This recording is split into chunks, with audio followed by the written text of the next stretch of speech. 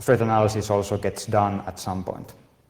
And also what we found that it's useful if you get volunteers for this role. So you don't need to be the security expert or even the best person knowing the most about security. It's more important to be volunteering because it's about having the right mindset more than anything else. And finally, just a couple of pointers that I'd like to give to you. These two books that I mentioned here, they have really nothing to do with security, but if you want to understand Agile and Lean development, I have found the first one extremely good. The next one about Agile product management and product owners, that has a lot of wisdom when it comes to recruiting the right type of product owners. And you really want to have the best product owners working for you because they are the focal point of the security aspects, at least if you're using this model. And the last link is a link to notes that we wrote from a seminar we held in Finland around the Agile and security issues, and it's also got quite a bit of good material. But that was all that I wanted to say, so I believe we have a minute or two for questions. Please.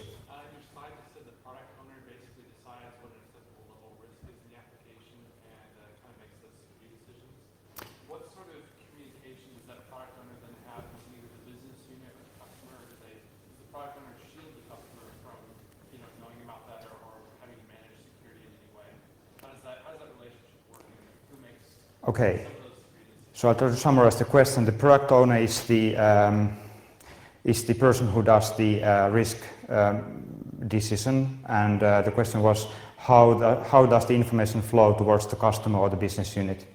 Up to you, really. For example, in our case, when we're doing mobile phones, we rarely talk to the end customers directly in these sort of things because our customers are just random people out in the streets. I mean, it's really something you have to agree internally. And if the business unit does not feel very, well, they have to trust the product owners to some degree. I just have to say that. And that's why recruiting the right type of product owner is essential. Okay, yeah, that's exactly that. Yeah, please. So you said that the security leads have a mandate to do the right thing. Do you reward them in any way? Do we reward security leads? Well, outside the normal bonus programs that we have, not really, no. It would be interesting though, but I mean, security is just one of the non-functional properties of software.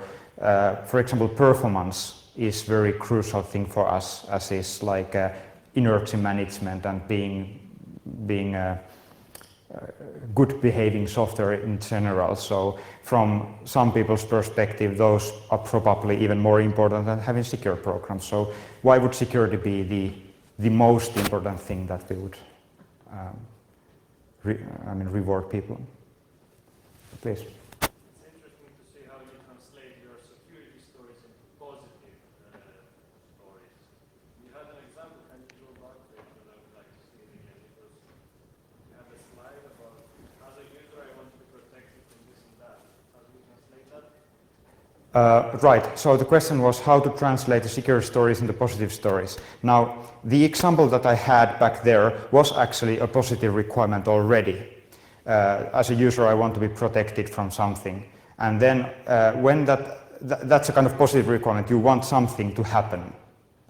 If you have a negative requirement, like an attacker story, that as an attacker I shouldn't be able to do something, the product owner really has to talk either to security people or the developers in order to find out what that would mean, technically speaking, in positive requirements. So it's this is something that the product owner typically wouldn't be able to do alone if he's using this negative use case in the first place. So I can't give you a direct answer to that. It depends on the case, really. Maybe Do you have one from one question? No. Okay. Thanks.